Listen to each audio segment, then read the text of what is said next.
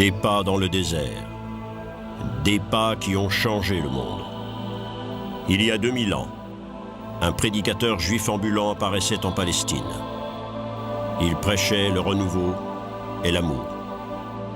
Il serait exécuté, mais son message survivrait.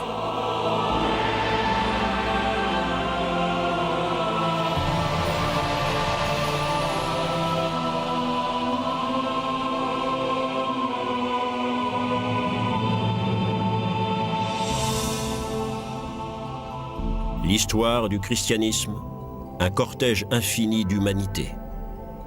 Une route qui serpente à travers les siècles, pleine d'erreurs et de confusion, pleine de dévotion et de passion. Une route faite non de dates historiques, mais du vécu d'individus. Une histoire de souffrance, mais aussi une histoire de joie. En 2 millénaires, des approches totalement différentes de la foi allaient apparaître. Le contexte de chaque époque apportant sa marque personnelle. Au cours des XVIe et XVIIe siècles, la découverte du Nouveau Monde entraînait la découverte d'anciennes civilisations en Amérique latine. Avec elle, des cultures et des croyances très différentes surgissaient loin de l'Europe.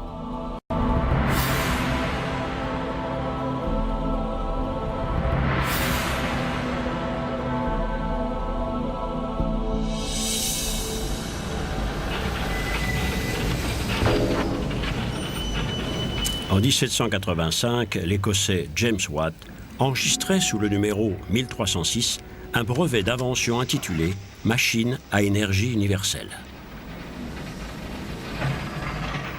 Cette invention, la locomotive à vapeur, allait imprimer le rythme du nouvel ère. Elle conduirait vers le progrès, une production accrue et la mobilité des biens et des personnes. Elle allait également détruire le vieil ordre social, délaissant dédaigneusement les croyances de bonnes femmes. Ce serait un siècle de conflit entre le progrès et la tradition, entre le libéralisme et le conservatisme. La société se précipitait à toute vapeur vers un avenir pavé de changements radicaux et de bouleversements sociaux.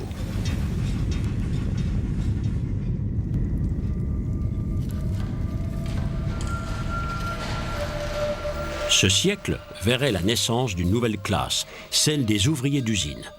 De plus en plus d'individus se déplaçaient des campagnes vers les centres industriels pour chercher du travail, n'y trouvant souvent que la pauvreté et le chagrin.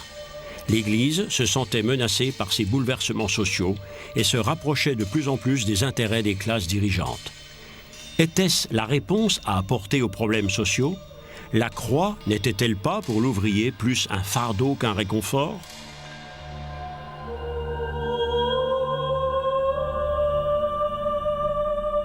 Le XIXe siècle s'ouvrait sur un désastre pour l'Église catholique. En Allemagne, les monastères et les biens d'église étaient nationalisés. Napoléon offrait aux dirigeants allemands les terres et les biens de l'Église en échange de leur silence sur les conquêtes françaises. Les chroniqueurs dénonçaient de sauvages excès. Ils ont fouillé les cercueils. Avec des barres de fer, ils ont retourné les restes putréfiés de vénérables cadavres et après avoir volé les pièces d'or et autres objets précieux, ils ont laissé les restes éparpillés dans un grand chamboulement, refermant à la hâte les tombes au-dessus d'eux. Les dirigeants recevaient en cadeau 100 000 km² de terre habitée par 3 millions de personnes. Un grand nombre de riches vêtements ecclésiastiques disparaissaient, les calices et les ciboires étaient fondus pour faire des pièces de monnaie. Des manuscrits de grande valeur étaient dérobés, vendus aux enchères ou transférés à l'État. Un journal local rapportait un cas parmi beaucoup d'autres. Cette année, le papetier Kaut a enlevé sur 8 chariots à 4 chevaux 4 tonnes et demie de livres de la bibliothèque du monastère de Rothenburg. De précieux manuscrits redevenaient vulgaires pâte à papier. De nombreux monastères étaient fermés. Les églises catholiques et protestantes étaient détruites ou reconverties en étables, ateliers ou théâtres. C'était un coup dur pour les églises. Le pouvoir temporel triomphait.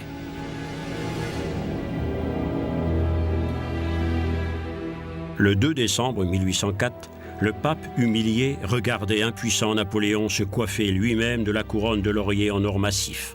Pour cela, il n'avait désormais plus besoin de l'Église. Napoléon ordonnait, le pape devait écouter. Pie VII allait même devoir supporter l'affront de se voir retenu prisonnier par Napoléon. Ce n'est que beaucoup plus tard, quand Napoléon allait perdre de son pouvoir, que le pape pourrait rentrer à Rome. Aujourd'hui, la cité du Vatican est la plus petite nation du monde. À Vienne, après la défaite de Napoléon, M. de Talleyrand faisait courtoisement danser l'aristocratie européenne venue au Congrès traiter de la réorganisation de l'Europe et de la réconciliation avec l'Église. La noblesse avait besoin de l'Église pour légitimer son pouvoir de par la grâce de Dieu. Dans la lutte contre Napoléon, les peuples d'Europe avaient pris conscience de leur nationalisme, encouragés en cela par leurs églises respectives. Alors que le boom technologique révolutionnait la société, les gens exigeaient maintenant de participer au gouvernement en paiement de l'alliance, du sceptre et de la croix. Une nouvelle classe apparaissait en Grande-Bretagne qui armerait en Europe un baril de Poulon, le prolétariat industriel.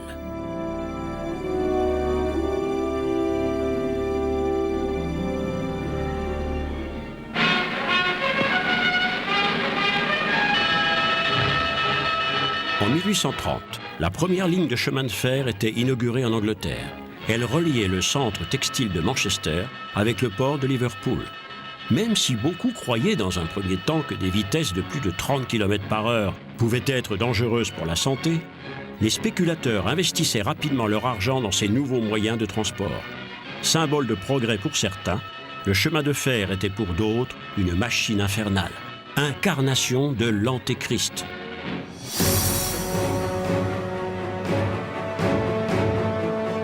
La puissance de la vapeur mettait la révolution industrielle sur les rails. Elle apportait une plus grande mobilité et permettait la mécanisation efficace du processus de production. Dans un premier temps, nombreux étaient ceux qui croyaient à l'utilité de passer d'une société agraire à une société industrielle. La pauvreté massive régnant en Europe régressait et le revenu par habitant montait légèrement. Le chemin de fer exigeait l'extraction d'énormes quantités de charbon et de minerais et favorisait l'explosion du commerce mondial.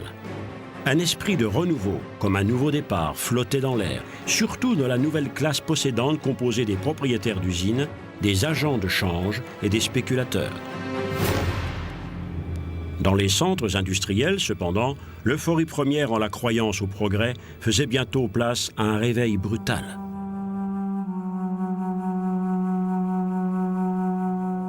La suppression des droits de douane et la rapidité des échanges entraînaient une compétition accrue et la pression sur les prix. Le travail en usine déracinait des populations entières.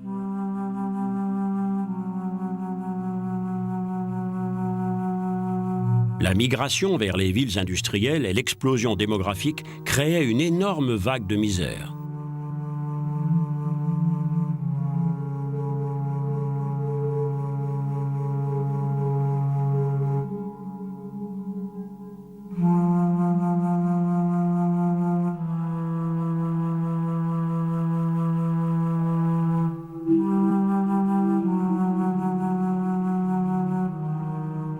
Les rois de ces empires, les industriels, étaient plus que de simples employeurs. Propriétaires des moyens de production et détenteurs des capitaux, ils devenaient des maîtres ayant droit de vie ou de mort sur la population. Les conditions de travail dans les mines étaient particulièrement dévastatrices. Pour répondre à la demande de charbon et faire de confortables bénéfices, les propriétaires durcissaient de plus en plus les conditions de travail. Ils économisaient sur la sécurité. La journée de travail durait 16 heures. Le plus souvent, les enfants devaient tirer les lourds chariots de charbon dans les boyaux de la mine, parfois hauts de seulement 50 cm. À Leeds, dans le comté du Yorkshire en Angleterre, l'espérance de vie moyenne d'un ouvrier était de 19 ans.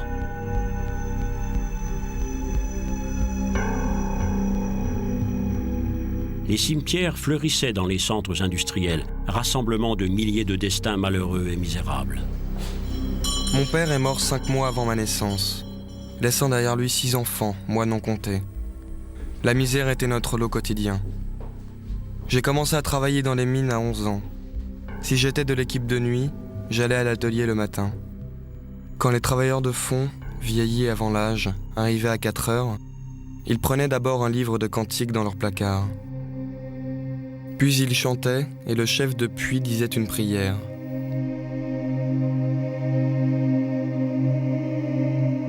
Une fois toutes les lampes allumées, ils descendaient l'un derrière l'autre le chemin en pente raide. Combien de fois je suis resté là, debout, à regarder la lueur de leurs lampes disparaître graduellement en enfer.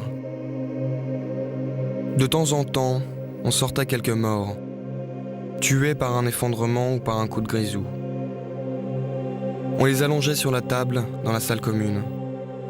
Puis arrivaient leurs femmes et leurs enfants.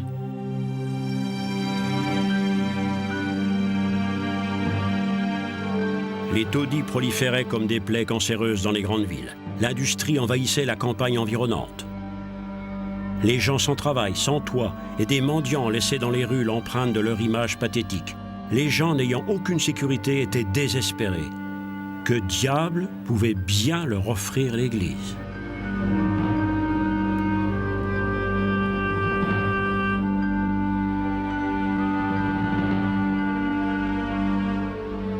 Telles les flèches des nouvelles cathédrales du progrès, les cheminées d'usines crachaient leur lourde fumée vers le ciel.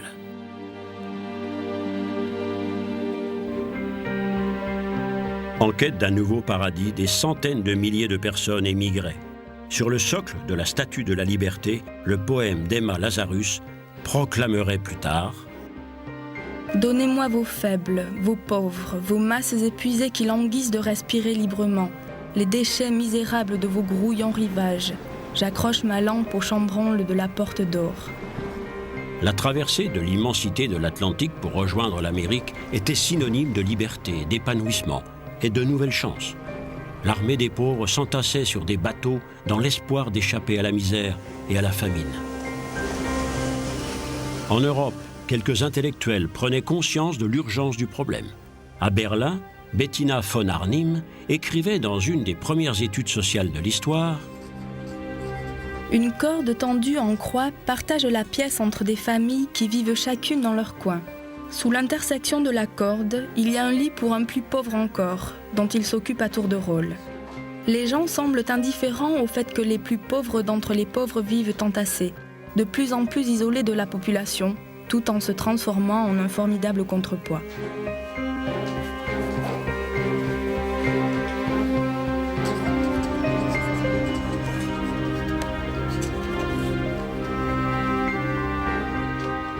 L'Église, comme les gouvernements, allait totalement manquer d'esprit visionnaire pour adoucir la misère sociale. Aucune réaction, aucun programme, aucune intervention. La pauvreté n'était pas reconnue comme un problème de structure sociale, mais plutôt comme l'échec d'individus incapables de prendre leur vie en main. L'idéal de Jésus, dépouillé de tout, était improprement dévoyé pour conforter les pauvres dans leur misère. Comme le vantait un ecclésiastique anglais dans un livre d'école, « La pauvreté est fondamentalement un plaisir. Une vie modérée est en réalité un plaisir. » Devant la léthargie de l'Église, cependant, de nombreux chrétiens prenaient des initiatives individuelles. « Ce que vous faites au moindre de mes frères, c'est à moi que vous le faites », avait dit Jésus.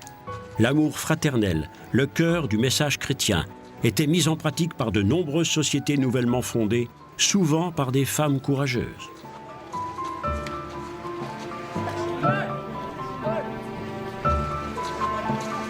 À Cologne, Adolf Kolping fondait la Société des travailleurs journaliers.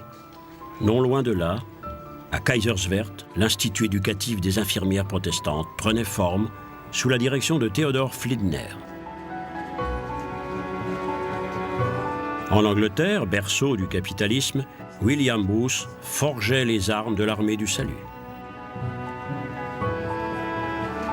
Des adolescents par milliers, certains encore des enfants, sans foyer, sans ressources, erraient dans les rues des grandes villes. En 1833, l'enseignant et théologien protestant Johann Heinrich Wichern fondait la maison Raue où il pourrait trouver refuge. Wichern professionnalisait le travail social et initiait l'impulsion d'une législation sociale. Il remplissait sa mission dans les taudis urbains et dénonçait la misère de la rue dans ses sermons. À la maison Raue, il offrait aux individus les plus nécessiteux une éducation et une famille de remplacement. Cette institution serait en fin de compte la pierre angulaire d'une organisation d'instituts religieux qui, encore aujourd'hui, continue cette mission et reste des havres de secours pour les naufragés de la société. Vichern retrouvait le principe de base de la mission intérieure, l'amour de son prochain. Toute l'Église protestante doit reconnaître que le travail de la mission intérieure est mon travail. L'amour comme la foi sont miens. Le flambeau de l'amour doit brûler dans l'Église comme une brillante torche divine qui proclame que le Christ s'est incarné parmi ses gens. Si l'expression « mission intérieure » est prise dans ce sens-là, alors l'aube d'un jour nouveau se lèvera pour notre Église.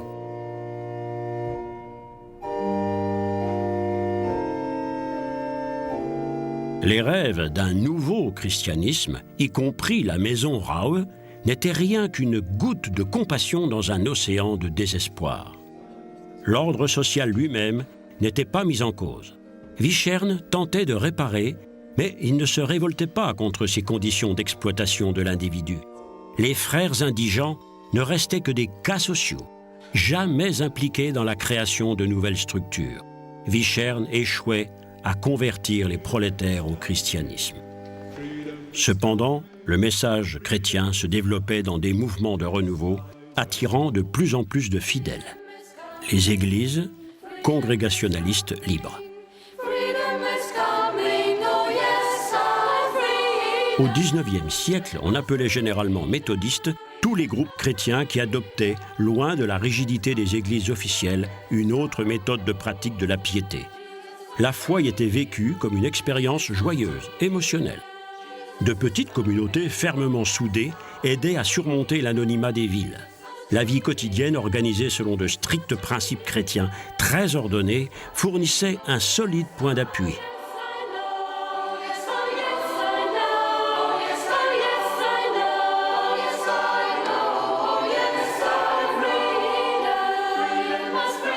Le message de Jésus, exprimé dans des mots simples et clairs, devenait le fil rouge dans la vie de chacun.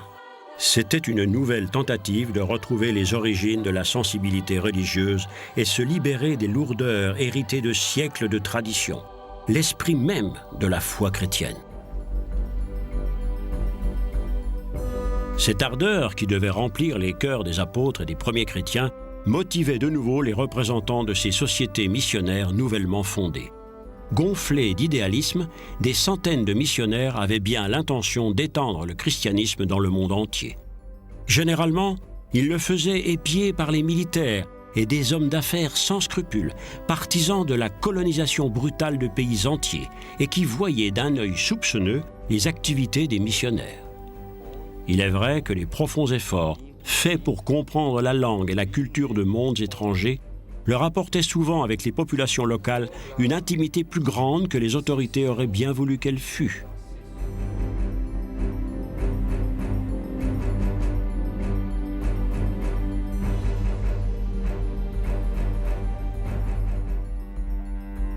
Cependant, au regard de la situation sociale dévastatrice en Europe, des voix de plus en plus critiques s'élevaient dans leurs propres rangs.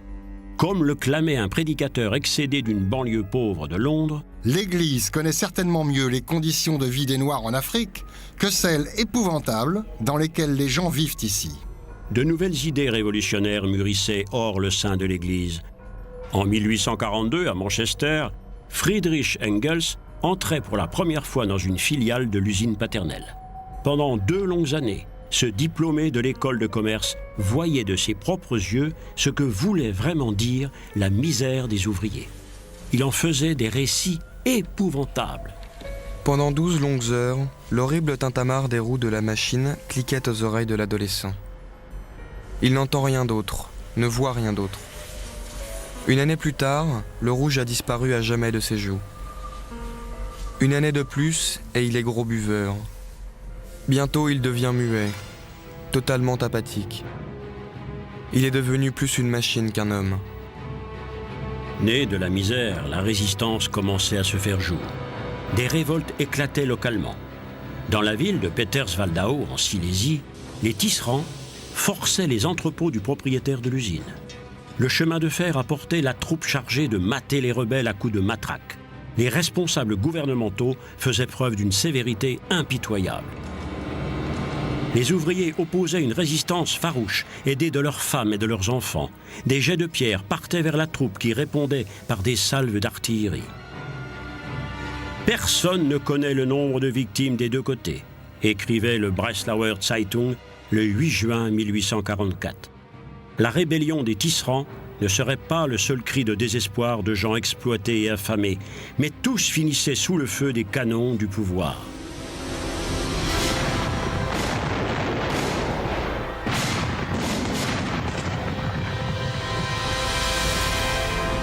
L'artiste Käthe Kollwitz consacrait un cycle de son œuvre à la rébellion des tisserands silésiens. Comme ses photographies de la misère sur le vif, tout près des gens, les tisserands étaient désespérés par la mécanisation et l'ouverture des marchés en Europe. L'Église prussienne ne s'élevait pas contre la répression brutale de l'État. Elle soutenait le point de vue douteux de maintien de l'ordre public, alors que nombre de membres du clergé étaient au contact direct de cette misère au quotidien. L'idée que toute autorité étatique a la légitimité divine était encore trop profondément dans les esprits.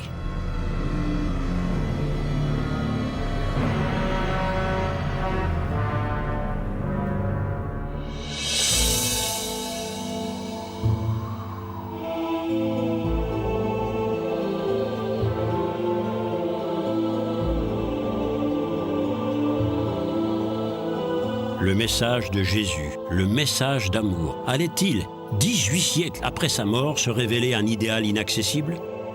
L'injustice et la violence dominaient une fois de plus la vie des populations. Et pendant longtemps, ces questions qui enflammaient la société ne concerneraient pas le religieux. Les individus du 19e siècle allaient balancer en complet déséquilibre entre la glorification du progrès moderne et le souvenir romantique de vieilles traditions.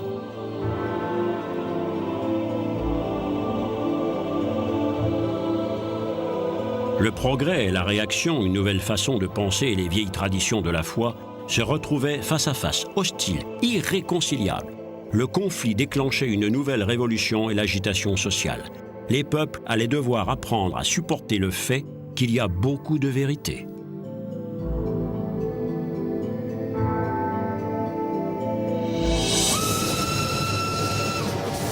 L'année 1848 allait exploser comme une chaudière à vapeur en surpression. Partout en Europe, des groupes de révolutionnaires jetaient des barricades sur les routes et incendiaient des palais. 1848 marquait la naissance de la démocratie sociale.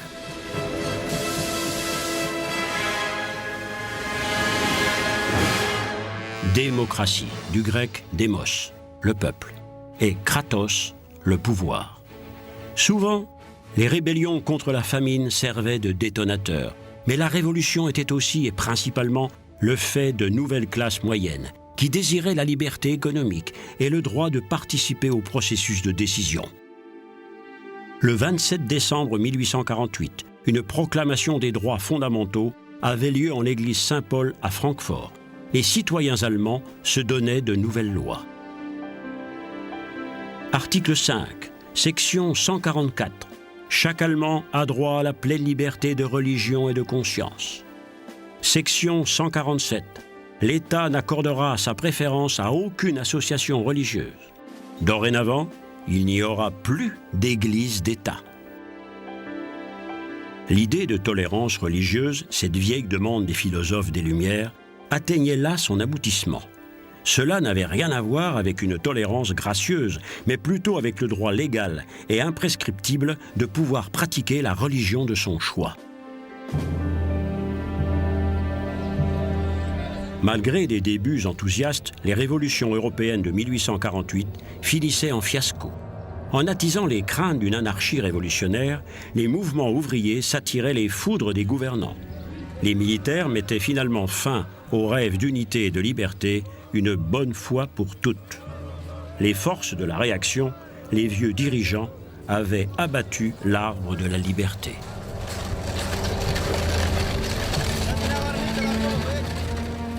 Les réformes sociales étaient passées à la trappe, d'autant plus facilement que les affaires n'avaient jamais été aussi bonnes.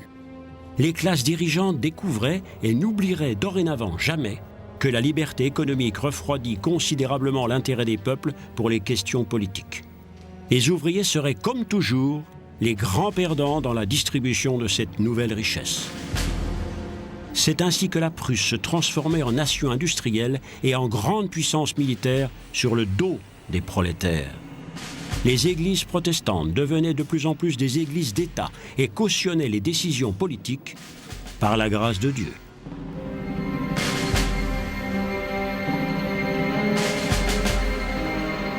Elles soutenaient l'interdiction du Parti socialiste, les lois d'exception et tous les abus qui ont donné pour toujours au mot « Prussia » une signification si négative.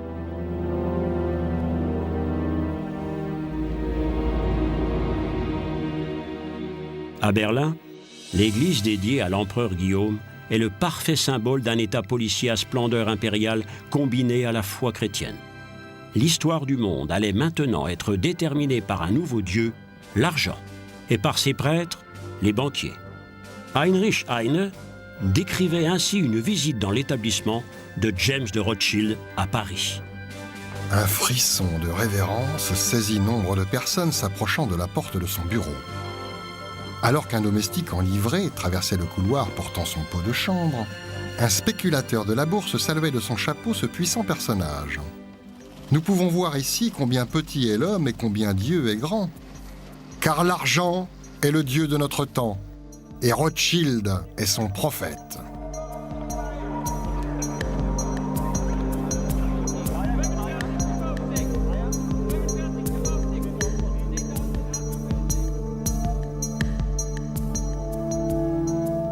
L'Église catholique n'offrait non plus aucune alternative au développement social. Au mieux, elle se réfugiait hors de la réalité dans un imaginaire ordre médiéval idéalisé. À Cologne, la cathédrale de style gothique était finalement achevée, comme une invocation du bon vieux temps. Des églises néo-gothiques apparaissaient soudain un peu partout. Un frisson mystique et une religiosité démodée étaient la seule alternative opposée à un monde qui faisait de l'argent froidement et de manière calculée.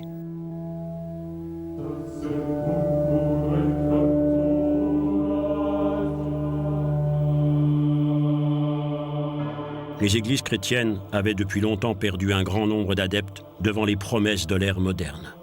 Les gares étaient les nouvelles cathédrales. Elles servaient aux intérêts du temps et de l'argent.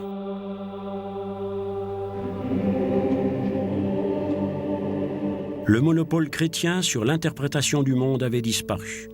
La mode était au départ vers un monde sans Dieu, un monde entièrement modelé par la science et la technologie. Comme le disait un chroniqueur, « Nos machines font elles-mêmes leur travail sacré, de leur souffle ardent et de leurs membres d'acier infatigables. La machine est le sauveur de l'humanité, le Dieu qui libérera l'homme du travail. » Le siècle du machinisme entraînait comme un engrenage un changement après l'autre. Les tabous disparaissaient. La Bible même était depuis longtemps devenue un objet de curiosité scientifique. La vie de Jésus, après avoir été prouvée historiquement, était rejetée comme une histoire digne de la mythologie.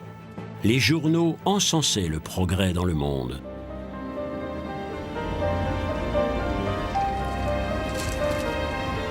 En 1869, Wilhelm Emanuel Freiherr von Ketteler, évêque de Mayence, prenait le chemin de Rome pour suivre le premier concile du Vatican.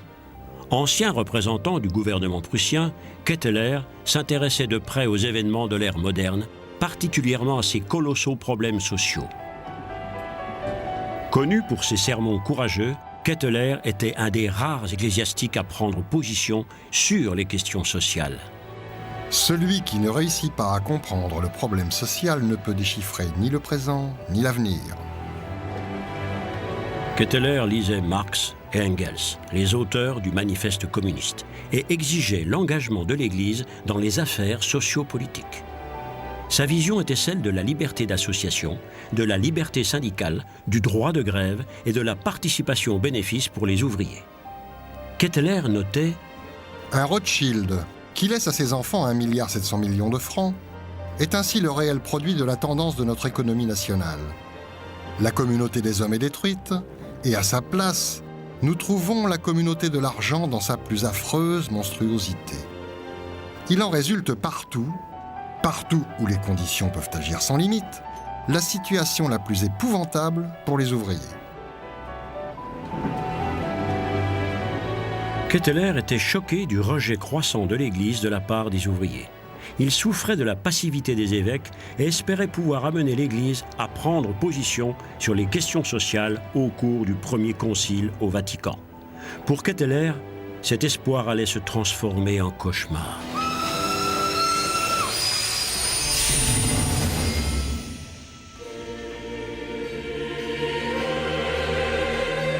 Le Vatican, à l'instar de toutes les forces réactionnaires d'Europe, s'était complètement coupé de cette question. Il s'était isolé du monde moderne et de ses problèmes. La rumeur voulait que l'Église ait même interdit la construction de lignes de chemin de fer et l'introduction des lampes à gaz. La science était toujours considérée ici comme un ennemi démoniaque. Pour de nombreuses personnes, l'élection de Pie IX était porteuse de grandes aspirations. Il était considéré comme un homme de progrès, mais les événements tragiques de la Révolution italienne de 1848 transformaient le pape en farouche adversaire des libéraux. Il édictait un plan détaillé pour parer à toute tentative d'empiétement des libéraux. Dans le syllabus, il énumérait les 80 erreurs prétendument les plus condamnables.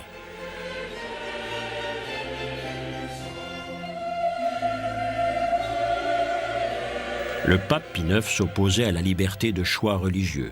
Il était contre la séparation de l'Église et de l'État, contre la confiscation du pouvoir temporel par l'Église et contre toute forme de dialogue avec la culture moderne. Ce pape allait être à l'origine d'un formidable recul. Le 8 décembre 1869 s'ouvrait le premier concile du Vatican. Les images de Vatican II, un siècle plus tard, donnent une idée de la splendeur et de la pompe exhibée par l'Église et dont Ketteler était alors témoin.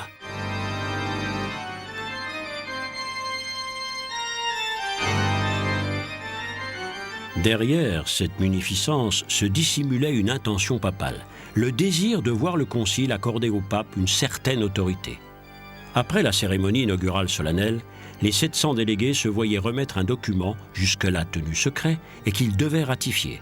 Ce document ne consacrait pas moins que le dogme d'infaillibilité du pape dans tout ce qui concernait l'enseignement des questions morales et de la foi. Contre toute attente, Pie IX faisait face à une opposition massive. L'évêque Ketteler rejoignait les protestataires. Une nouvelle fois, l'Église catholique faisait face à la menace d'un nouveau schisme à cause de problèmes internes.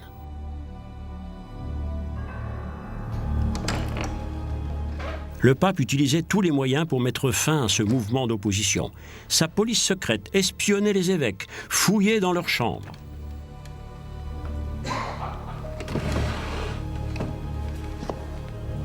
Des lettres étaient confisquées ou censurées. Sous peine de péché mortel, on interdisait aux évêques et aux prélats de rendre compte des réunions du concile. Mais des rapports parvenaient cependant à l'extérieur en secret, sous couvert de diverses ambassades à Rome.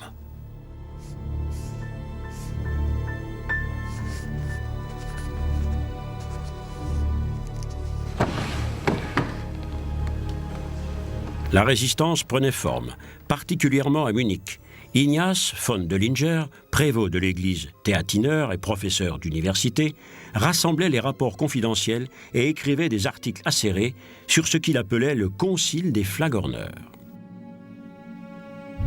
Une guerre des médias faisait rage entre les partisans du pape avec le magazine jésuite Civiltà Catholica et le journal allemand Augsburger Allgemeine Zeitung. Plus tard, Döllinger rassemblerait des signatures pour le refus de la reconnaissance du concile, ce qui finalement entraînerait son excommunication. Le paroxysme du conflit avait lieu après le concile quand des croyants se baptisant les vieux catholiques s'opposaient au rejet du concile par l'Église. Le pape qualifiait ses adversaires d'ânes, de traîtres et de sectaires. Au cours d'audiences privées, il les menaçait de graves sanctions pour les forcer d'abjurer. Les évêques de l'opposition, qui représentait une grande partie de la chrétienté catholique à Rome, était en désarroi. Comme beaucoup d'autres évêques, Ketteler savait que le danger d'un schisme menaçait l'Église. 3 jours avant le vote final, l'évêque de Mayence se jetait aux pieds du pape. Mais le pape restait de marbre et exigeait une reddition sans condition.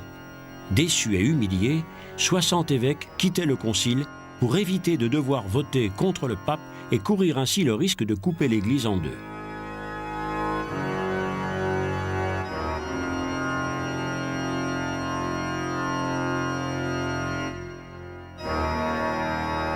Le 18 juillet 1870, le dogme de l'infaillibilité papale était ratifié, accompagné par un solennel Te Deum et un terrible orage que beaucoup interprétaient comme une protestation du ciel.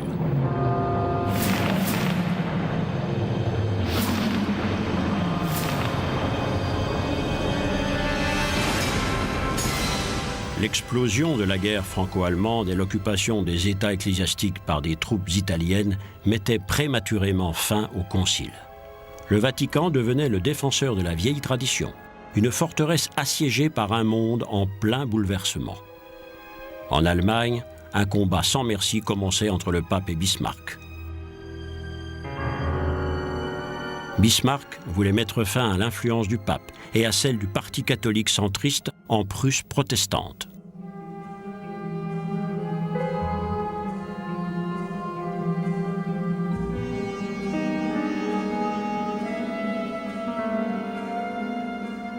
Le pape résistait par la ruse et lançait d'ardents appels à la foi.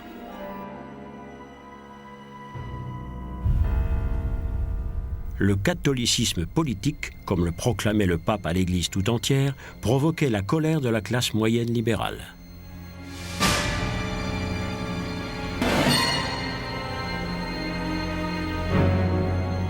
La Prusse, autrefois tolérante, recourait à des mesures de plus en plus dures, interdisant les sermons politiques, les jésuites et en instaurant le mariage civil. L'investiture des dignitaires devenait une question âprement disputée. Quelques ecclésiastiques étaient même arrêtés. L'Église se battait contre un gouvernement ne désirant plus accepter la participation des évêques dans des questions politiques. L'offensive de Bismarck allait entrer dans les livres d'histoire comme une lutte culturelle. L'Église papale était de plus en plus sur la défensive.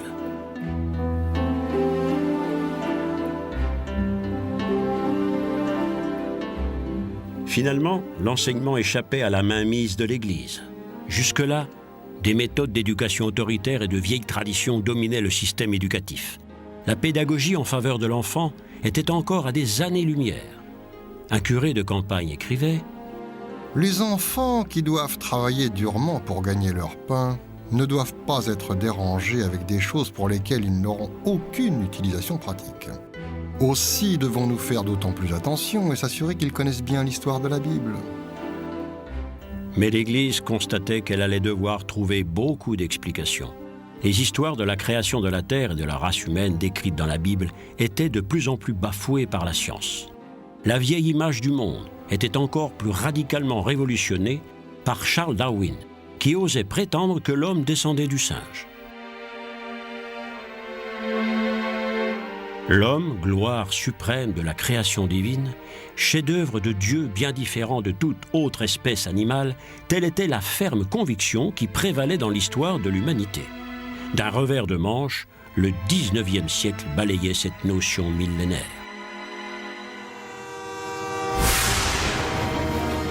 Mais les systèmes de transport modernes permettaient aussi de se rendre en pèlerinage.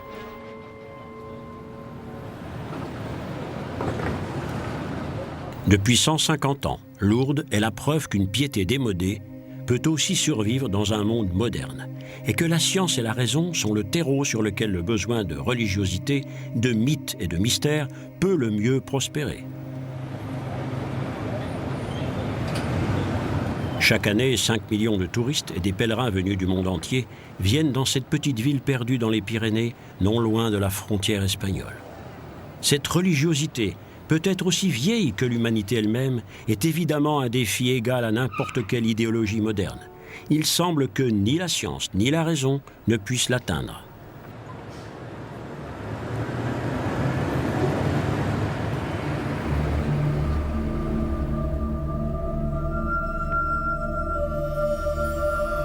Le 11 février 1858, une jeune bergère de 14 ans nommée Bernadette Soubirous ramassait du bois mort sur les rives du Gave. Soudain, dans une grotte, elle voyait apparaître une femme vêtue de blanc qui avait le visage de Marie et qui lui disait « Je suis l'Immaculée Conception ».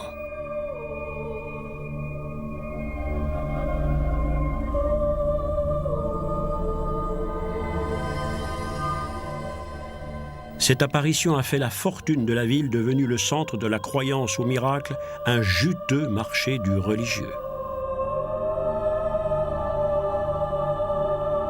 Mais c'est aussi un site sacré qui cristallise tous les espoirs et tous les désirs profonds du monde.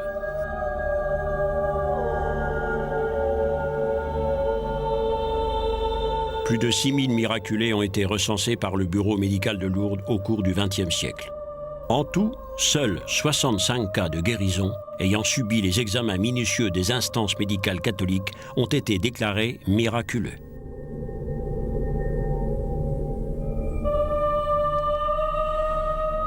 Tous les soirs, à 8h30, le long cortège des bougies forme comme un serpent de lumière pour implorer le renouvellement de ces miracles. Cette croyance, venue du fond des âges, est toujours bien vivante au XXIe siècle. Mais l'Église du XIXe siècle perdait la majorité des ouvriers et des employés les plus pauvres. Ni l'Église catholique, ni l'Église protestante n'avaient été capables de répondre à leurs problèmes par une grande vision chrétienne. Ce n'est qu'à la fin du XIXe siècle, plus de 100 ans après le début de la révolution industrielle et presque 50 ans après la publication du manifeste communiste, qu'un pape prenait position pour la première fois, mais avec tiédeur, sur une question sociale. Léon XIII condamnait l'avidité pour l'argent, tout en considérant la différence entre riches et pauvres comme loi de nature.